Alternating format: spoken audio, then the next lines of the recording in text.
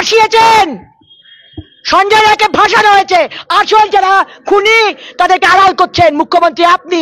অগ্নিমিত্রা পাল মিডিয়াতে না বলে অগ্নিমিত্রা পাল সেই সব তথ্য প্রমাণ নিয়ে সিবিআই এর সিজিও কমপ্লেক্সে যাচ্ছেন না কেন? সিজিও কমপ্লেক্সে যান। আপনি যখন পুরো ঘটনাটাই জানেন, আপনি নিশ্চয়ই ওইখানে ওই সেমিনার হলে উপস্থিত ছিলেন সেদিনকে। দেখুন, অগ্নিমিত্রা পালের কি অভিসন্ধি সঞ্জয় রায়, আমরা নাম থেকে বুঝতে পারছি আমাদের পশ্চিমবঙ্গের বাইরের একটি মানুষ, তাকে বাঁচানোর ওনার দায় থাকতে পারে, ঠিক আছে। এবারে ওনার কেন দায়, উনি ওখানে উপস্থিত ছিলেন, উনি এত কনফিডেন্সের সাথে বলছে। আমি জানি না, আমি জানি সঞ্জয় রায় একজন ধর্ষক, হতে পারে একমাত্র ধর্ষক, কিংবা হতে পারে একাধিক ধর্ষকের মধ্যে একজন ধর্ষক, আমি জানি না, সেটা বিচারাধীন, তদন্ত সাপেক্ষ, তদন্ত হচ্ছে, তদন্ত থেকে বুঝতে পারবো। অগ্নিমিত্রা পালের যদি কিছু স্পেশাল ফুটেজ থাকে, অগ্নিমিত্রা পাল কেন সেটা দিয়ে দিচ্ছেন না? এই এত মানুষ ঝামেলা করছে, এত মানুষ প্রতিবাদ করছে, তাহলে তো আমাদের এই প্রতিবাদটা করার প্রয়োজন পড়ে না। এই যে বিজেপি নেত্রী অগ্নিমিত্রা পাল, পশ্চিমবঙ্গের যিনি এখন মহিলা মুখ হয়েছেন, ওনার আগে একজন মহিলা মুখ ছিল রূপা গাঙ্গুলি, যিনি এক সময় বলেছিলেন পশ্চিমবঙ্গে নাকি সব জায়গায় মহিলাদের ধর্ষণ করা হয়। এই পার্টিকুলার কেসে রূপা গাঙ্গুলি স্টেটমেন্ট দেখবেন, রূপা গাঙ্গুলি বলেছে যে অডিও ক্লিপটা ছাড়া হয়েছে সে অডিও ক্লিপটা ফেক। গত 14ই আগস্ট মহিলাদের যে রাতের দখল নাও সেই আন্দোলনে আপনিও ছিলেন। শোনা যাচ্ছে যে উত্তরাখণ্ডেও একটি নার্সকে এভাবে হত্যা করা হয়েছে এবং সেই লাশ পাওয়া গেছে উত্তরপ্রদেশে। এরকম দেখুন, সবচেয়ে বড় ব্যাপার, আমরা যে রাত্রির বেলা আন্দোলনে নেমেছিলাম, যেরকম আমরা আরজি করের ধর্ষিতার যে বিচার তার পক্ষে নেমেছিলাম, তার সঙ্গে যে আমাদের পুরো ভারতবর্ষে বা আমাদের সমাজে যে এই ধর্ষণের মতো একটা নৃশংস নরকীয় জিনিস চলে আসছে, সেইটার বিরুদ্ধে। এটা যেরকম আরজি করের বিরুদ্ধে ছিল এই ব্যবস্থাপনায়, যে রিক্লেম দ্য নাইট, মেয়েরা রাত দখল করো। রাত দখল করো মানেটা কি? মানে হচ্ছে যে মেয়েদেরকে বলা হচ্ছে রাত্রিবেলা বেরোবে না, নির্দিষ্ট জামা পরে বেরোবে না। এই যে জিনিসটা, এই যে সামাজিক একটা ব্যাধি, যে মেয়েদেরকে চেপে রাখতে হবে, মেয়েদেরকে আমাদের বেঁধে রাখতে হবে, এইটার বিরুদ্ধে ছিল রিক্লেম দ্য নাইট।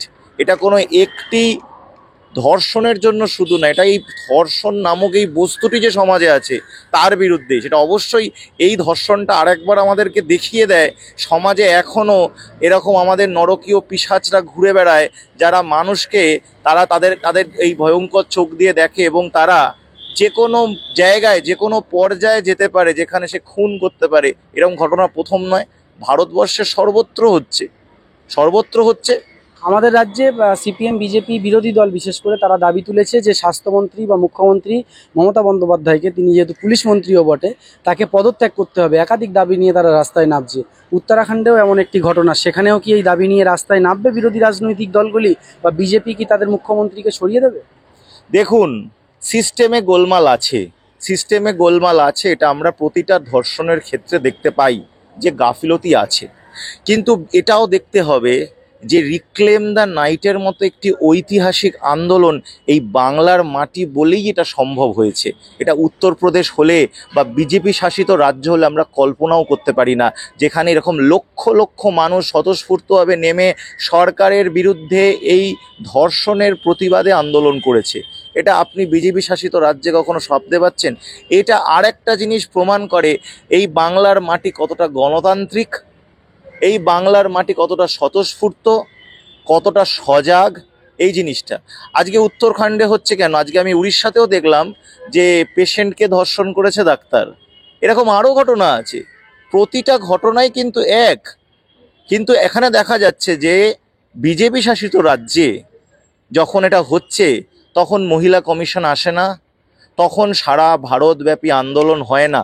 আমরা কিন্তু বলছি না পশ্চিমবঙ্গের ধর্ষণের বিরুদ্ধে আন্দোলন করবেন না, জোরালো থেকে জোরালো আন্দোলন করুন, আরও আন্দোলন করুন, যত বেশি করা যায়। কিন্তু ওইগুলোর বিরুদ্ধেও বলুন, উন্নাওয়ের বিরুদ্ধেও বলুন, হাতরাসের বিরুদ্ধেও বলুন, মণিপুরের বিরুদ্ধেও বলুন। মণিপুরের কথা উঠলে তো বলা হচ্ছে যে বিশেষ করে বিজেপি সমর্থকরা বলছে যে ওটা তো দুটো গোষ্ঠীর মধ্যে ব্যাপার। গোষ্ঠীর মধ্যে ব্যাপার হোক আর যাই মধ্যে ব্যাপার হোক, সরকারের কাজ হচ্ছে তাকে সুরক্ষা দেওয়া। এটা সরকারের দায়িত্ব তাকে সুরক্ষা দেওয়া। আজকে মণিপুরে যে ঘটনা হচ্ছে, বিজেপির কোনো মুখ নেই এটার বিরুদ্ধে বলার। বিজেপির কোনো মুখ নেই এটার বিরুদ্ধে বলার। কিন্তু বিজেপি তো রোজ আমাদের বাংলায় এই যে আরজি করের ঘটনা নিয়ে শ্যামবাজার থেকে শুরু করে আরজি কর বিভিন্ন জায়গায় তারা বড় বড় আন্দোলন করছে, তারা বলছে দোষীরা শাস্তি না পাওয়া পর্যন্ত আমরা পিছু হটবো না। বীর সাভারকর একটা বই লিখেছিলেন, সেই বইটাতে বীর সাভারকর লিখেছিলেন, rape should be used as a political tool. রেপকে একটি অস্ত্র হিসেবে, রাজনৈতিক অস্ত্র হিসেবে ব্যবহার করা উচিত। বিজেপির মুখে শোভা পায় না। বিজেপি হচ্ছে আমাদের এই দক্ষিণ এশিয়ায় সবচেয়ে পুরুষতান্ত্রিক একটি শক্তি, সবচেয়ে পুরুষতান্ত্রিক শক্তি। যারা মিছিল করে রেপ করেছে, যারা ধর্ষকদের পক্ষে তারা মিছিল করে, এর থেকে নরকীয় জিনিস আমি কোথাও দেখিনি। ধর্ষণ অনেক জায়গায় হয়েছে, কিন্তু মিছিল একমাত্র একটি পার্টি করেছে, তার নাম বিজেপি।